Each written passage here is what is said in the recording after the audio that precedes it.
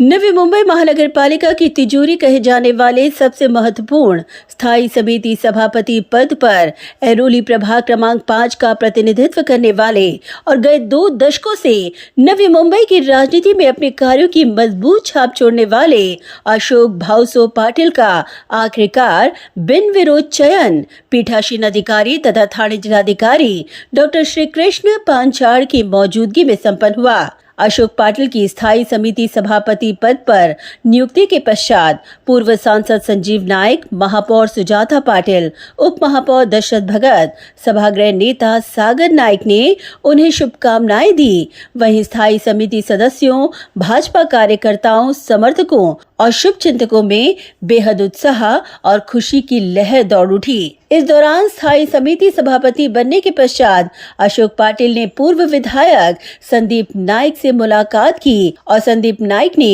अशोक पाटिल को स्थायी समिति सभापति पद पर नियुक्त होने के लिए उनका अभिनंदन किया। बता दें कि एक किसान परिवार से स्थायी समिति सभापति पद का लंबा सफर तय करने वाले अशोक पाटिल 3 बार नगर सेवक, 2 साल स्थायी समिति सदस्य, नवी मुंबई मनपा आरोग्य समिति सभापति, वृक्ष प्राधिकरण समिति सदस्य और ऐरोली प्रभाग समिति अध्यक्ष जैसे कई महत्वपूर्ण पदों पर पारदर्शी और निष्पक्ष तरीके से काम कर चुके हैं। ऐसे में नवी मुंबई स्थायी समिति सभापति पद पर उनकी औपचारिक नियुक्ति के बाद ऐरोली में बेहद जल्लोष दिखाई दिया। फूलों की बरसात के साथ अशोक पाटिल का ऐरोली के गढ़ में जंगी स्वागत किया गया। ऐरोली स्थित उनके जनसंपर्क कार्यालय के बाहर स्थायी समिति सभापति पद पर नियुक्ति को लेकर भव्य अभिनंदन समारोह का आयोजन किया गया।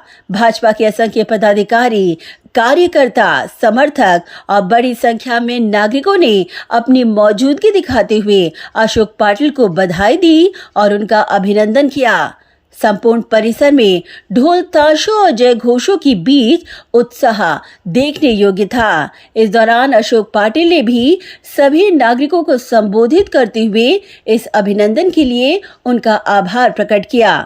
अपने अभिनंदन के दौरान अशोक पाटिल ने इस महत्वपूर्ण पद पर जिम्मेदारी के लिए पार्टी के शीर्ष नेताओं और विशेष रूप से राज्य के वन मंत्री गणेश नायक का आभार व्यक्त करते हुए कहा कि स्थायी समिति सभापति के रूप में शहर के विकास को नई गति देना उनकी पहली प्राथमिकता होगी। आपल्या देशाचे प्रधानमंत्री आदरणीय नरेंद्र मोदी साहेब, त्याचबरोबर या ठिकाणी या राज्याचे आपल्या सर्वांचे लाडके मुख्यमंत्री देवेंद्र फडणवीस साहेब देवाभाऊ, त्याचबरोबर या भारतीय जनता पार्टीचे राज्याचे प्रदेशाध्यक्ष आदरणीय रवींद्र चव्हाण साहेब, महाराष्ट्र राज्याचे आणि पालघर जिल्ह्याचे पालकमंत्री, ठाणे जिल्ह्याचे संपर्क मंत्री आणि नवी मुंबईला घडवणारे, नवी मुंबईला दिशा देणारे, नवी मुंबईतील तळागाळातील सर्वसामान्यांना न्याय देणारे आणि ही नवी मुंबई महानगरपालिका स्थापन झाल्यापासून ज्या माध्यमातून या इथल्या सर्व सुज्ञ नागरिकांनी एक हाती सत्ता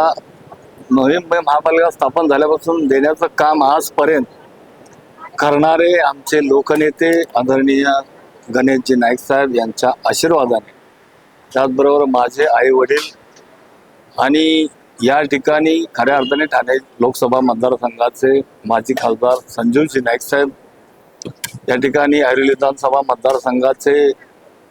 युवा नेते आणि प्रथम आमदार आदरणीय संदीपजी नाईक साहेब यांच्या मार्गदर्शनाने, त्याचबरोबर या ठिकाणी नवी मुंबई महानगरपालिकेचे माजी महापौर आणि आता सभागृह नेता आमचे सागरजी नाईक साहेब, त्याचबरोबर त्यांच्या सहकार्याने आणि या ठिकाणी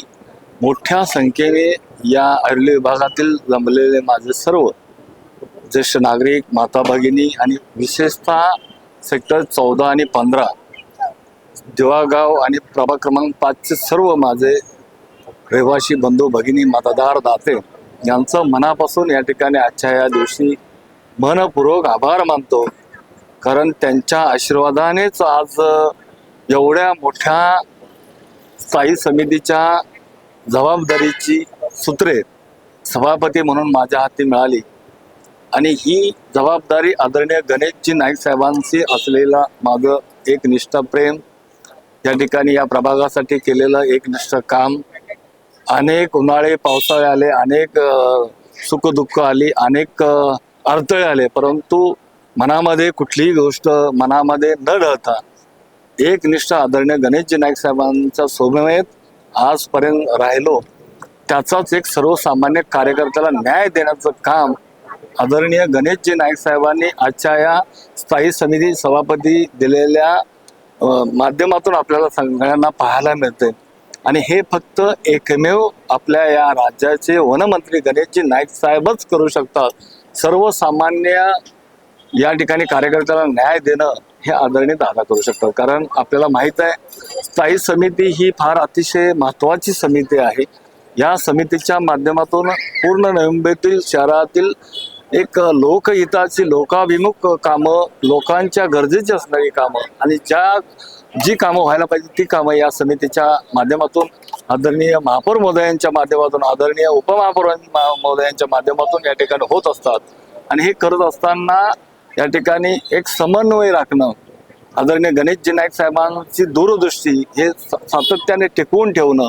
आणि समाजामध्ये तळागाळातील सर्वसामान्यांसाठी न्याय देणं हे काम या ठिकाणी या समितीच्या माध्यमातून नक्कीच होईल. मला खरंच अतिशय आनंद आहे.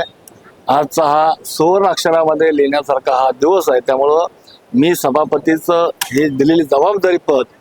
अतिशय प्रामाणिकपणे, प्रभावीपणे या ठिकाणी पार पाडेल अशी मी सर्व नवी मुंबईतील जनतेला या ठिकाणी ग्वाही देतो. वहीं उन्होंने विश्वास दिलाया कि नवी मुंबई के सर्वांगीण और लोकाभिमुख विकास के लिए वे पूरी प्रतिबद्धता के साथ काम करेंगे. शहर के बुनियादी ढांचे को मजबूत करना,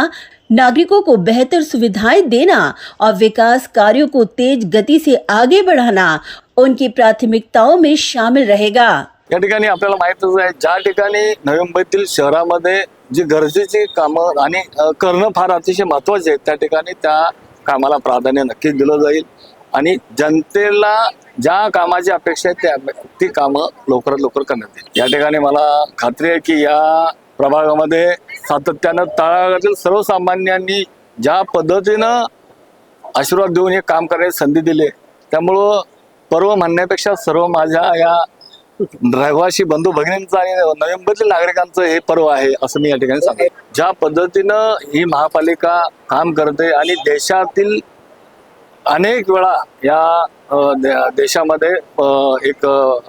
पूर्णपणे नंबर येण्याचं काम, या राज्यामध्ये देशामध्ये नंबर पटकवण्याचं काम या ठिकाणी महापालिकेनं काम चांगलं करून या ठिकाणी 3 क्रमांकामध्ये सातत्याने रेसमध्ये आणि क्रमांक पटकवण्यामध्ये अग्रेसर आहे. त्यामुळं ही नवी मुंबई